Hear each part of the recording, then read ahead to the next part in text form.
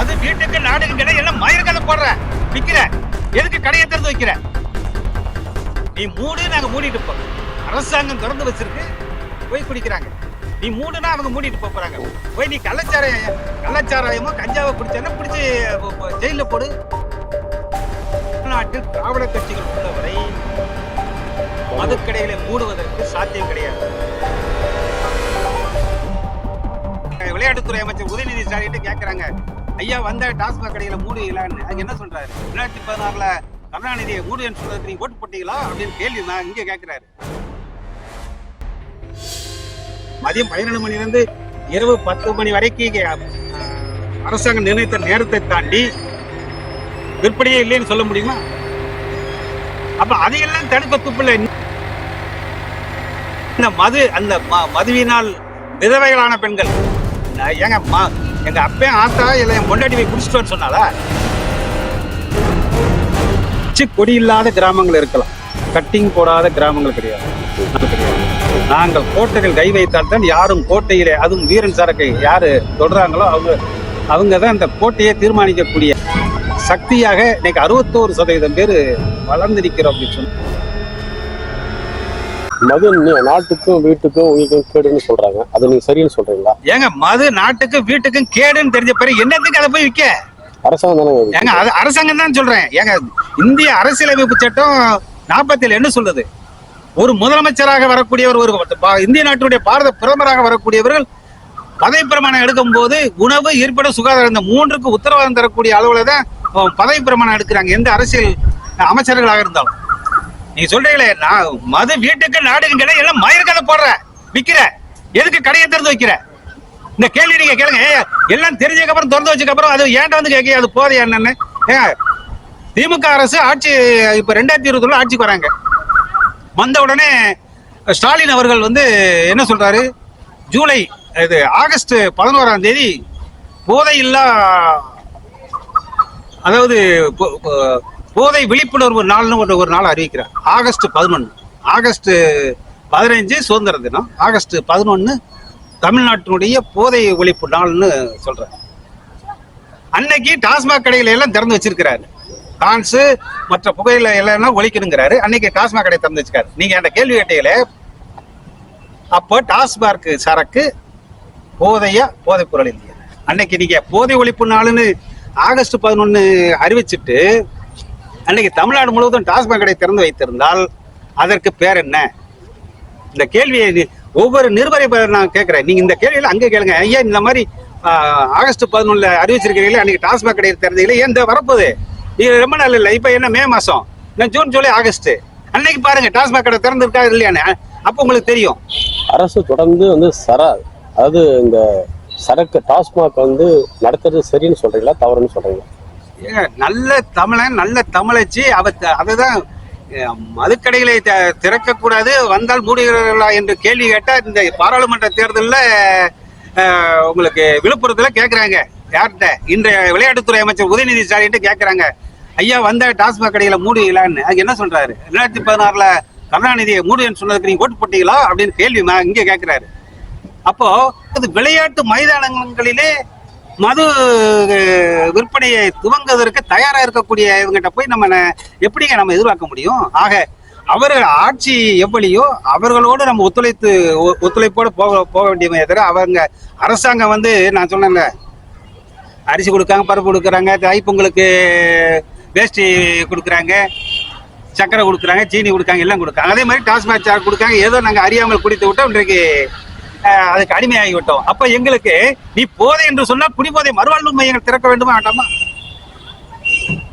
ஆக இதை வந்து அரசாங்கத்துடைய கொள்கை முடிவு என்ற பெயரிலே இன்னைக்கு மதுவை ஒழிக்க வேண்டும் என்று போராடிய கம்யூனிஸ்ட், வலது கம்யூனிஸ்ட், இடது கம்யூனிஸ்ட் இந்த திமுக ஆட்சியில தான் கூட்டணியில் இருக்கிறாங்க. இதுக்கு போராடிய விடுதலை சிறுத்தைகள் இருக்காங்க, மதிமுக இருக்கு, காங்கிரஸ் இருக்கு. அப்போ இவர்கள் எல்லாம் சேர்ந்துட்டு இன்னைக்கு அமைதியை மூடிக்கிட்டு இருக்காங்கன்னா இவங்க மது கொள்கையை ஆதரிக்கிறார்களா எதிர்க்கிறார்களான்னு நீங்க அங்கதான் கேள்வி. அவங்க அமைதியா இருக்கிறதால ஆதரிக்கிறாங்கன்னு சொல்ல வரீங்களா? ஏங்க ஆதரிக்கிறதுனால தாங்க இன்னைக்கு தெருவுக்கு தெருவு புது பார்களா திறந்துட்டு போயிட்டு இருக்காங்க. போய் பாருங்க, அப்படியே கல்யாண மண்டபத்துல என்னைக்காவது முகூர்த்த நாள்ல தாங்க சீரியல் செட்டு போட்டு கலகலன்னு இருக்கும். இன்னைக்கு பார்கள் நீ எங்க பார்த்தாலும் புது புது பார்கள், மணமயில் மன்றம் அது இதுன்னு இன்னைக்கு புதுசா பார்கள் திறந்துகிட்டே இருக்காங்க. பிறகு எப்படி நீங்க இவங்கிட்ட மது கடைகளை மூடுகளான்னு நம்ம கேள்வி கேட்க முடியும்? மதுவோடைய கடைகளை நேரத்தை வந்து குறைச்சிக்கிற, அதாவது அந்த நேர திறப்பை வந்து அதிகரிச்சுக்கிறாங்க. 12 மணிக்கு தானே திறக்கிறாங்க, இப்போ குறைச்சிக்கிறதா சொல்றாங்க அரசாங்கம். ஏங்க, அதாவது கடைகளை வந்து 12 மணிலிருந்து இரவு 10 மணி வரைக்கும். அப்ப அதுக்கு மேல நீ வியாபாரமே மது வந்து விற்பனையே இல்லையா தமிழ்நாட்டுல? அரசாங்கம் நிர்ணயித்த நேரத்தை தாண்டி 24 மணி நேரமும் அந்த பார்களிலே போலி, அதாவது மதுபானங்கள் கள்ளத்தனமாக திருட்டுத்தனமாக விற்கப்படுவது ஊரறிந்த உண்மை. கள்ளத்தனமாக அதே சரக்கு 12 மணி மதியம் 12 மணிலிருந்து இரவு 10 மணி வரைக்கும் அரசாங்கம் நிர்ணயித்த நேரத்தை தாண்டி விற்பனையே இல்லைன்னு சொல்ல முடியுமா? அப்ப அதையெல்லாம் தடுக்க துப்பில்ல. இன்னைக்கு போய் சவுக்கு சங்கரை போய் பிடிச்சு அவரை பல வழக்குகளை போட்டு கூட்டு அங்கேயும் இங்கேயும் அலக்களிக்கையில ஏன் இந்த 12 மணில இருந்து 10 மணிக்கு மேல அந்த விற்கக்கூடிய மதுபானங்களை வந்து விற்கின்றவர்களை ஏன் அந்த வேகத்துல போய் பிடிச்சு உங்களால இது பண்ண முடியல? திமுக அரசாங்கம் வந்ததுக்கு அப்புறமா மது ஓரளவுக்கு குறைஞ்சிருக்கிறதா சொல்றாங்களா? மது குறைஞ்சிருச்சுன்னா அப்ப கஞ்சா பெருகிருச்சுன்னு நீங்க சொல்ல வரீங்களா? அதாவது அப்படி குறைஞ்சிருந்தா அங்க நிதி வருமானம் வந்து 50,000 கோடி எப்படி வர, அங்க நிதிநிலை அறிக்கையில வந்து இவ்வளவு 34,000 கோடி இருந்து 40,000 கோடி வருமானம் வந்துகிட்டு இருக்குன்னு எப்படி சொல்றாங்க? எங்க ஐயா மதுவிலக்குத்துறை அமைச்சர் ஐயா முத்துசாமி என்ன சொன்னார்? காலையில குடிக்கிறவங்கள குடியாரன்னு சொல்லக்கூடாதுன்னு இருக்காங்க, தெரியுமா உங்களுக்கு? பிறகு சொல்றீங்க குறைஞ்சிருக்குன்னா. பார்கள் வந்து இன்னைக்கு எல்லாம் அதாவது எடப்பாடி ஆட்சியில கூட 500 கடையை மூடுனேன்னு சொன்னாங்க. இவங்க 500 கடையை எங்க மூடி இருக்கிறாங்க?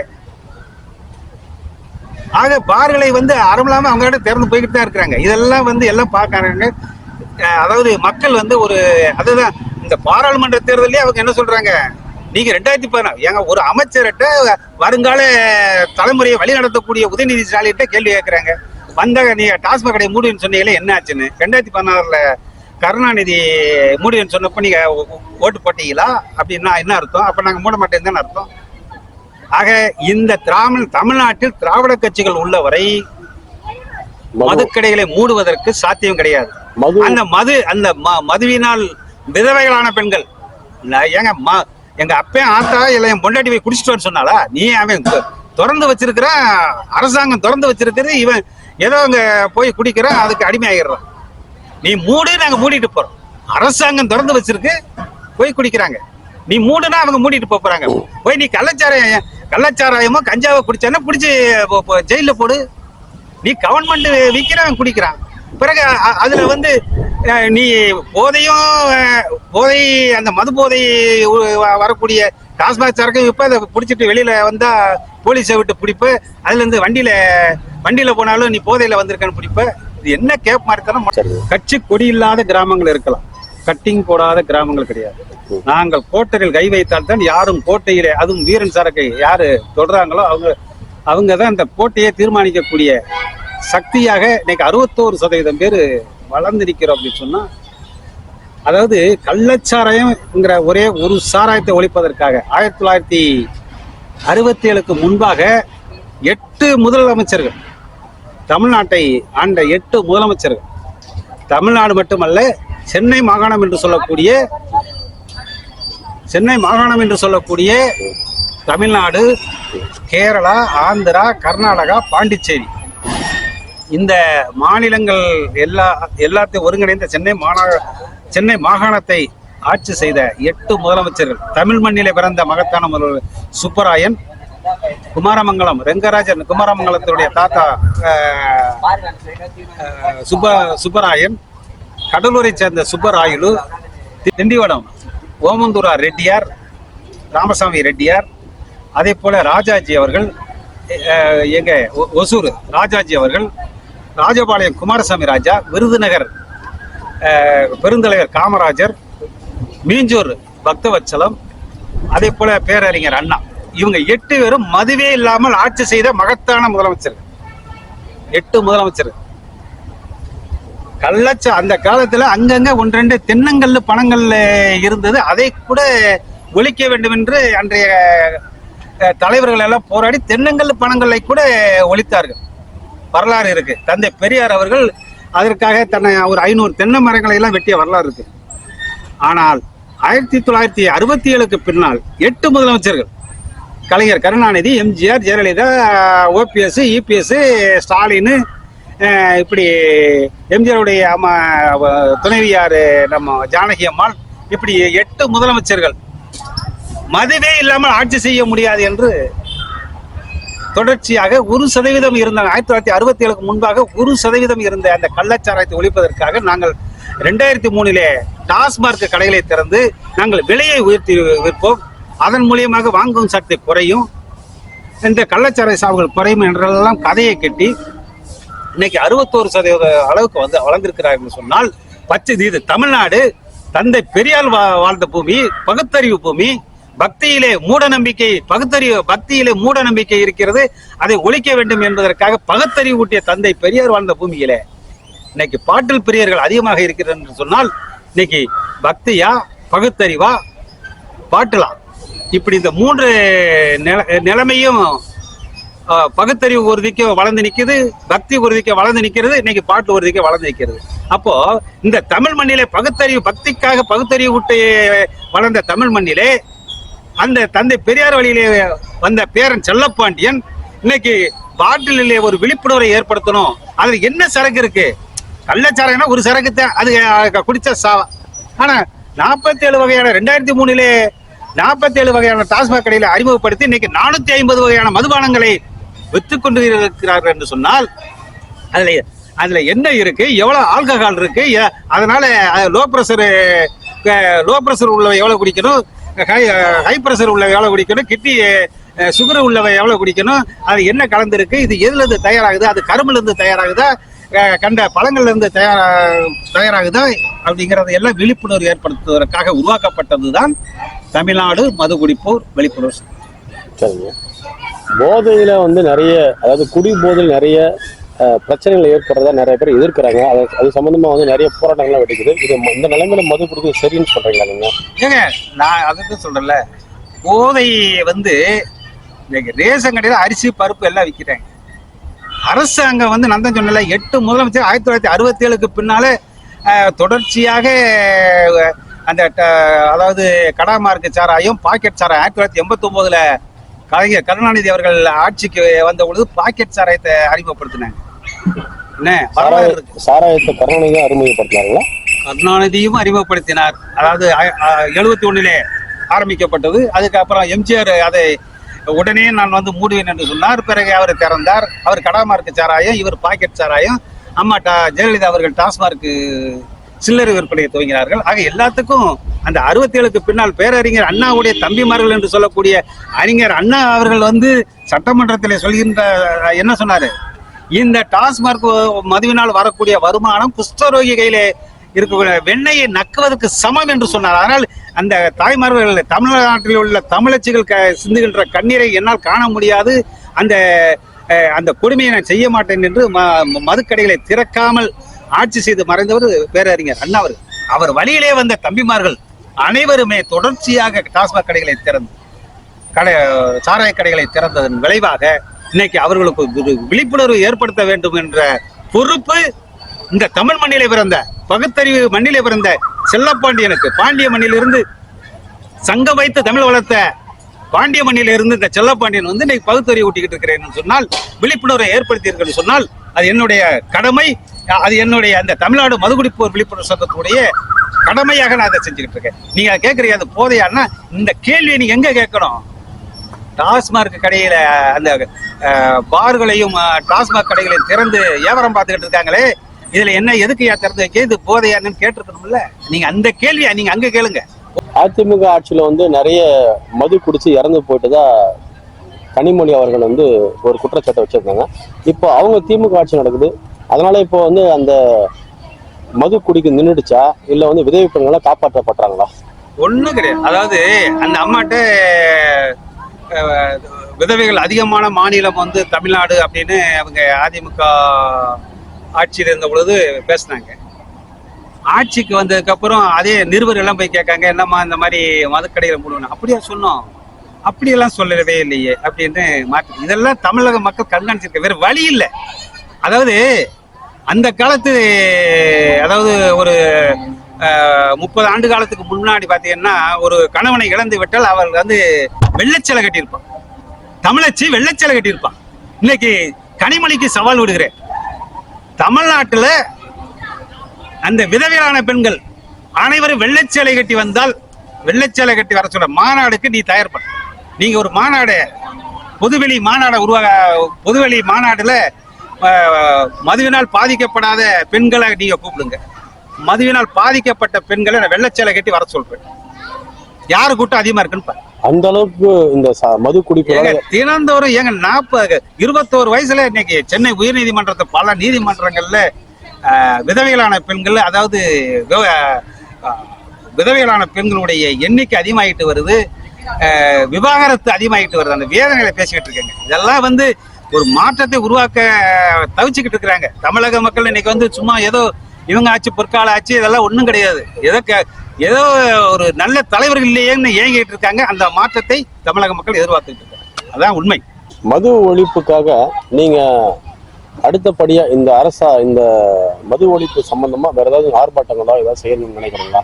ஏங்க நாங்க சசி பெருமாள் உண்ணாமலை கடை, அதாவது கன்னியாகுமரி மாவட்டத்தில் உண்ணாமலை கடையில இந்த மது ஒழிப்புக்காக தன் உயிரை துச்சமாக உயிரை பறி கொடுத்தவர் சசி பெருமாள் ஐயா அவர்கள். அவரோடு தொடர்ச்சியாக நான் பயணித்தவன் இந்த செல்லப்பாண்டியன். 2016 தேர்தல் இந்த மது ஒழிப்புக்காகத்தான் மிகப்பெரிய அளவிலே நம்மளுடைய வைகோ அவர்களும் விடுதலை சிறுத்தைகள் போன்றவர்கள் இந்த மது ஒழிப்புக்காக கடுமையாக தனி கூட்டணியே வச்சாங்க. மக்கள் நல கூட்டணின்னு கூட வச்சு பார்த்து போராடினாங்க. அவர்களுக்கு ஒரு நம்பகத்தன்மை இல்லை. உடனே போய் கூட்டணி வச்சு இன்னைக்கு அதே மது கலாச்சாரத்து கொள்கையுடைய கூட்டணியோட வச்சுக்கிட்டு இருக்கிறாங்க. ஒரு கொள்கை இல்லா கூட்டணியோட போயிட்டாங்க.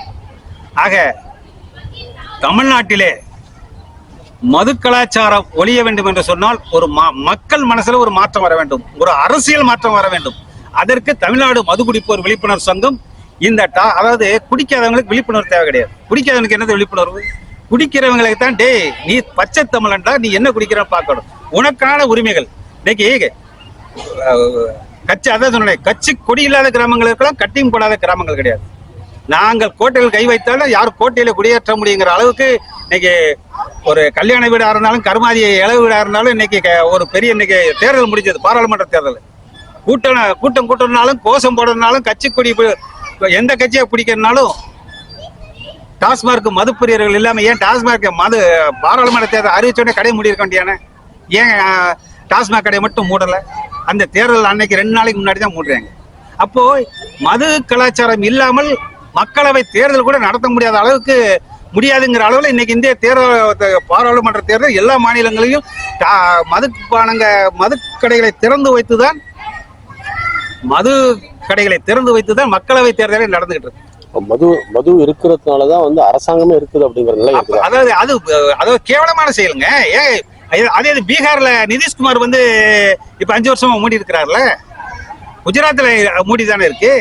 இது வந்து அதாவது அப்படி நீ வந்து ஒரு மக்களுடைய இளைஞர்கள், வருங்கால இளைஞர்களையும் மக்களையும் நாங்க சீரழித்து தான் அதுல இருந்து வரக்கூடிய வருமானத்தை வைத்து தான் நாங்க ஆட்சி செய்ய முடியும்னா அதுக்கு பேர் ஆட்சி கிடையாது. அது வந்து ஏற்றுக்கொள்ள முடியாது. இன்னைக்கு வச்சிருக்கிறேன்னா மூடிய திறந்தா தாலி அந்துரும், தான் நான் பதிவு பண்ணிக்கிட்டு வரேன். அதே மாதிரி மதுவில் மாணவர்கள் இன்னைக்கு மதிமயங்கி 12 வயசு பையன்ல இருந்து இன்னைக்கு போதை கலாச்சாரத்துக்கு அடிமையாகின்றார்கள். அந்த வேதனையில தான் இப்போ கூட பேசிக்கிட்டு இருக்கிறேன். ஆக தமிழ்நாட்டிலே இந்த திராவிட கட்சிகள் உள்ளவரை மது ஒழிப்புக்கு சாத்தியம் கிடையாது என்பதனால்தான் இந்த டாஸ்மார்க் மது பெரிய உங்களுக்கான உரிமைகள் தனி நம்பர் பிளேட் வேணும், அதாவது கோயில் பக்கத்திலையும் ரயில்வே ஸ்டேஷன் பக்கத்திலையும் பள்ளிக்கூடம் பக்கத்திலையும் எல்லாம் கடைகளை வைக்காத. நீ இந்த டாஸ்மார்க் வருமானம் இல்லாமல் உன்னால ஆட்சி செய்ய முடியாதுன்னு முடிவு பண்ணியாச்சு. ஆக தனியா ஒரு பேரடைஸ் சிட்டி, உல்லாச நகரம், தனியா பேரடைஸ் சிட்டியை ஒண்ணு வச்சு வர்றவனை டாக்டரை வச்சு செக் பண்ணணும். Low pressure, high pressure. அவன் கூலி வேலைக்கு போனாலும் அவன் எந்த வேலைக்கு போயிட்டு வர்றவன் அடுப்புல குடிக்கிறான்னா சாதாரண கூலி தொழிலாளி 500 ரூபாய் வேலைக்கு போறவன் கூலி தொழிலாளி அலுப்புக்காக குடிக்கான்னா உங்களுக்கு அரசாங்கத்துல அமைச்சர்கள் இருக்காங்க 24 மணி நேரமும் 5 வருஷமா நாயா உழைக்கிறாங்களே. இவன் ஒரு கோட்டர் குடிக்காம அவங்க எத்தனை குடிக்கணும்? அப்ப அவங்களுக்கு மட்டும் அலுப்பு இருக்காதா? அப்ப அதாவது இந்த விவாதத்தை வந்து நம்ம ஏத்துக்கிட முடியாது. அதாவது அவர் அலுப்பு மயிருக்கு குடிக்கிறார். என்ன அலுப்பு மயிறு? அரசாங்கம் அதுக்குன்னு ஒரு துறையை நியமிச்சு அதுக்கு டாஸ்மாக் அமைச்சு அது அலுப்புக்கு அவர் குடிக்காரு. அப்ப உங்களுக்கு அலுப்பு இல்லையா? இந்த ஏங்க 8 மணி நேரம் வேலை பார்க்கறவனே 500 சம்பளத்துக்கு போறவனுக்கு அலுப்பு இருக்குன்னா எம்எல்ஏக்கு அலுப்பு இருக்காதா? அவர் வருஷம் ஃபுல்லா இந்த மக்களுக்காக ஒரு தொகுதியில வந்து 1.25 லட்சம் மக்களால தேர்ந்தெடுக்கப்பட்டவர். அந்த ஒரு சட்டமன்ற தொகுதியில 2.5 லட்சம் மக்கள் இருப்பாங்க. பாராளுமன்ற எம்பின்னா 12 லட்சம் 15 லட்சம் இருப்பான். ஒரு முதலமைச்சரா நாட்டுக்கு இருக்கு. அவங்களுக்கெல்லாம் அலுப்பு இருக்காதா? அப்ப அவங்க மட்டும் குடிக்காம இருக்காங்க. அவங்க எந்த வித போதை பழக்கத்துக்கு இல்லாம ஒழுக்கமா இருக்காங்கல்ல. சமூகம் சீரழிஞ்சு அப்போ இருக்கிறவர்களை வந்து பைத்தியக்காரனாக்குற வேலை தானே. இந்த சமூகம் சீரழியறதுக்கு மது ஒரு காரணம் அப்படின்னு நீங்க சொல்ல வரீங்களா? நிச்சயமாக மது மட்டும் காரணம் இல்ல, மதுவே தான் காரணம். அதனால இந்த மதுல இருந்து விடுபடணும்னு சொன்னா நான் தான் சொல்றேன், இவங்கிட்ட வந்து நல்லது எதிர்பார்க்க முடியாது. இப்ப ஆட்சி நடத்துகின்றவர்கள் ஒரு பெருந்தலைவர் காமராஜர் கிடையாது, பக்தவச்சலம் கிடையாது, பேரறிஞர் அண்ணா கிடையாது, குமாரசாமி ராஜா கிடையாது, சுப்பராயலு கிடையாது, சுப்பராயன் கிடையாது, ராஜாஜி கிடையாது. அதிமுக திமுக சிறப்பான ஆட்சி செய்வதா மக்கள் அடிக்கடி அவங்க தேர்ந்தெடுக்கிறாங்க. மாறி மாறி அவங்க தான் ஆட்சிக்கு வராங்க. ஏங்க மாறினா மக்கள் வந்து அந்த புரியக்கூடிய இது மாற்றம். இப்ப வந்து இப்ப இந்த தேர்தல் எல்லாம் பாத்தீங்கன்னா தமிழ்நாடு மதுகுடிப்போர் விழிப்புணர்வு சங்கம் ஏற்படுத்தக்கூடிய விழிப்புணர்வு, அதான் சொல்றேன்ல, ஏழை கருமை எந்த இதை குடிச்சு துளையிறடா அதை பார்த்து கொடுறா, உடம்பு கல்லீரல் கணையம் பாதிக்கப்படும், ஒரு டிஅடிக்ஷன் சென்டர் குடிபோதை மறுவாழ்வு மையங்கள் வேணும்னு கேட்டிருக்கிறோம், தனி ஆஸ்பத்திரி கேட்டிருக்கிறோம். மதுவினால நாங்க வந்து இறந்துட்டா என் பொண்டாட்டி பிள்ளைகளுக்கு அரசு வேலை வாய்ப்பு முன்னுரிமை தரணும். கடல் நீர்ல இருந்துதான் மதுபானம். ஏங்க சென்னையில குடிக்கிற தண்ணி கடல்ல தயார் பண்ணி கொடுத்தான். கவர்மெண்ட் வைக்கக்கூடிய சரக்கு சாராயத்தை வந்து என்ன பண்றோம், காவிரி படுகையில மதுபான ஆலைகளை வச்சு அங்க விவசாய நிலத்துல நல்ல நீரை உறிஞ்சி சரக்கு கொடுக்குறோம். அதான் நாங்க என்ன சொல்றோம், கடல் நீரில் இருந்து மட்டும்தான் தமிழ்நாட்டுல அழகான கடலோர பகுதியில் இருக்கு. சென்னையில இருந்து தூத்துக்குடி திருச்செந்தூர் உங்களுக்கு அந்த கடலோர பகுதி ஃபுல்லா இருக்கு, கன்னியாகுமரி வரைக்கும். கடல்ல இருந்து நீ கருமத்தை தயார் பண்ணிட்டு போ. இங்க குடிக்கிற தண்ணியை 30 ரூபாய்க்கு வித்துக்கிட்டு இருக்க.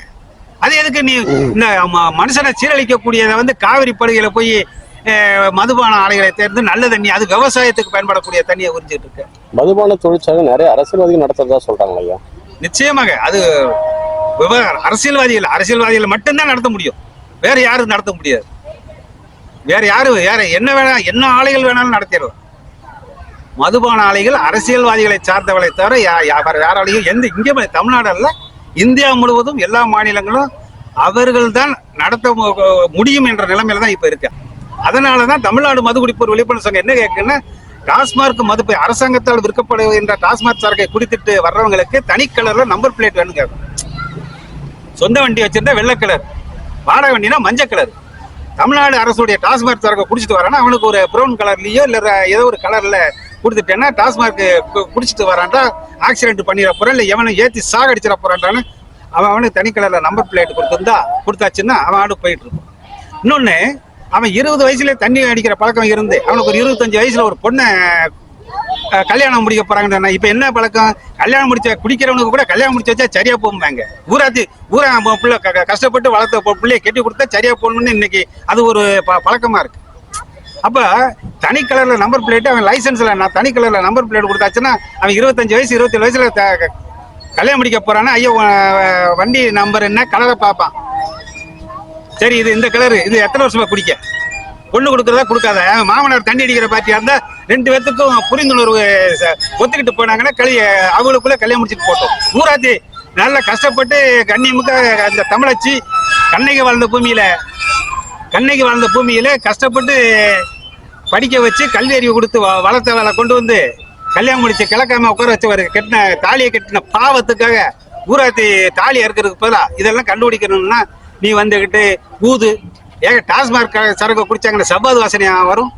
அதை பிடிச்சி மேனேக்கிட்ட அதுக்கு ஒரு போலீஸ் அதை பிடிச்சி ஊதுன்னு சொல்றது, அதுக்கப்புறம் கேச போடுறது. நீ விஞ்ஞானம் வளர்ந்துட்டு போயிட்டு இருக்கு. நீ அழகா நான் சொல்ற மாதிரி நான் நம்பர் பிளேட்டு தனி கலர்ல கொடுத்தாச்சுன்னா பார்க்க போற கலர் எத்தனை வருஷம் குடிச்சிருக்கான்னு சொல்லிட்டு கல்யாணத்தை பெண்களுடைய இன்னைக்கு தமிழ்நாடு முழுவதும் பெண்களை காவல்துறை பெண்களை வந்து இழிவாக பேசி விட்டாருன்னு சவுக்கு சங்கரை போட்டிருக்கேன். பேசுனதுக்கே கொண்டு போய் உள்ள வச்சு பல வழக்குகளை போடுறிய. தாலியா இருக்கக்கூடிய டாஸ்மார்க் சரக்கு குடிச்சிட்டு டெய்லி தாலியா இருக்கானே, அவன் வாழ்க்கையை சீரழிக்கானே. நீ என்ன அதை விட இது மோசம் இல்லையா? எல்லாரும் கைது பண்ண சொல்ல கேக்குறீங்க. யாரு இந்த டாஸ்மாக் விற்கக்கூடிய ஏங்க பேசுனதுக்கு சவுக்கு சங்கரை இது பண்றேன், அதை ஷூட்டிங் பண்ண பெலிக்ஸை கொண்டு போய் உள்ள வைக்கிறேன். அப்ப டாஸ்மாக் சரக்கு குடிச்சிட்டு போனவனுக்கு 10,000 ரூபாய் ஃபைன் போடுறேன். அப்ப அதை வித்தவனுக்கு போடணும் இல்லையா? டாஸ்மாக் ஊழியருக்கு போடணுமா இல்லையா? டாஸ்மாக் ஊழியர்களை கைது செய்யப்படணும். கண்டிப்பா. ஏங்க அதாவது கைது பண்ண சொல்ல, அங்க 10,000 போட்டீங்கன்னா 5,000 டாஸ்மாக் ஊழியருக்கு ஃபைனை போடணும். அதுக்கு மேல அவங்க அது அரசாங்கத்துக்கு வந்து அதுக்கு ஒரு 2,500 ரூபாய் ஃபைனை போடு. அரசாங்கம். ஏங்க ஒரு சம்பவம் சவுக்கு சங்கர் பேசுனது தவறு, அதை ஷூட்டிங் எடுத்த பெலிக்ஸ் செஞ்சது தவறு அப்படின்னா, அப்ப நீ டாஸ்மாக் கடையை மெனக்கிட்டு வச்சு நீ விக்கிறீ இல்ல, அப்போ குடியாரன் அங்க குடிச்சிட்டு குடும்பத்துல போய் சண்டை போட்டு மண்டையை உடைச்சான் அப்படின்னா அதுக்கு பொறுப்பு யார்? போய் ஆக்சிடென்ட் பண்ணி செத்தானா அதுக்கு பொறுப்பு யார்? இதை நான் சொல்லல, மதுரை உயர்நீதிமன்றம், சென்னை உயர்நீதிமன்றமே சொல்லுது, இது அரசாங்கத்துக்கு இந்த பொறுப்பு உண்டு. அதாவது அந்த மதுவினால் பாதிப்பை ஏற்படுத்தினால் அதுக்கு அரசாங்கத்துக்கும் பங்கு உண்டுன்னு போன மாசம் தான் சொல்லியிருக்காங்க. ஆக சவுக்கு சங்கருக்கும் பெலிக்ஸுக்கும் என்ன நீ நியாயத்தை சொல்கின்றீர்களோ அதே நியாயத்தை தான் டாஸ்மார்க்லையும் நான் சொல்றேன். குடிச்சிட்டு அவன் போய் ஆக்சிடென்ட் பண்ணானோ இல்ல அவன் ஃபைன் கட்டினானோ, ஃபைன் கட்டிட்டு சீட்டை கொண்டு வந்தானா 10,000 ரூபாய் நீ குடியாரனுக்கு போட்டீங்கன்னா 5,000 ரூபாய் குடிச்சவனுக்கு 5,000 ரூபாய் டாஸ்மார்க் ஊழி இருக்கு.